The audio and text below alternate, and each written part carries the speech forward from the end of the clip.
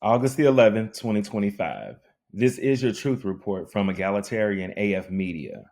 We speak the truths Western media won't touch. From Gaza to the Congo, Sudan to the halls of the UN. Let's discuss today's top news and headlines. Another deadly attack on press freedom. Al Jazeera journalists have been assassinated in Gaza, silencing voices that expose war crimes. When they kill the messengers, they hope to kill the truth. Journalists, the world's eyes in Gaza, are being deliberately eliminated to erase documentation of genocide. The IDF's justification that al-Sharif was a Hamas operative is unsupported by credible evidence. In Gaza, children are dying of hunger while aid is blocked and warehouses remain under siege. This is not a food shortage. This is a man-made famine, a weapon of war. The UNRWA declares Gaza's children and families are being wiped out by Israeli-induced starvation and deadly bombardments. Starvation is not collateral damage. It's a deliberate tactic with generational consequences. Claims that the famine is due to supply chain issues ignore the deliberate blockade and destruction policies in place. 44 nations are sending ships to break Gaza's siege. The Global Flotilla is a direct act of resistance against illegal blockades, a reminder that solidarity can sell. Greta Thunberg announces the Global Flotilla launching August the 31st with ships from 44 countries, aiming to break the blockade and deliver aid to Gaza. This marks the largest international civilian effort yet to challenge Israel's siege and deliver direct humanitarian relief.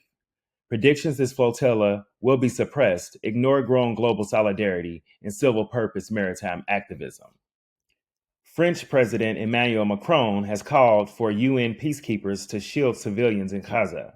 Whether this is a genuine move for protection or another geopolitical maneuver remains to be seen. France's President Macron called for a permanent ceasefire in Gaza. This signals a shift in Western accountability, France stepping beyond symbolic condemnations towards action. The narrative that Europe remains silent is false. Key leaders are pushing for intervention. Representative Ilhan Omar will lead a U.S. congressional probe into Gaza. This investigation will put American complicity under the microscope, but only public pressure can make it more than symbolic. Investigations in Washington could disrupt funding flows and force transparency on complicity. The myth that U.S. aid is neutral defense support ignores documented links between funding and civilian deportation and starvation. The International Court of Justice has delayed its ruling on genocide in Gaza, citing procedural pushback. Every delay is more time for war crimes to continue unchecked. Justice delayed is justice denied. The International Court of Justice has delayed issuing a final genocide ruling in South Africa's case against Israel, extending proceedings until at least late 2027 to allow Israel more time to prepare its defense. While legal standards are essential, delays in rulings should not become excuses for global inaction amid an unfolding humanitarian catastrophe in Gaza. The ICJ's procedural caution is increasingly misused as a justification to wait, even as urgent crimes against humanity continue.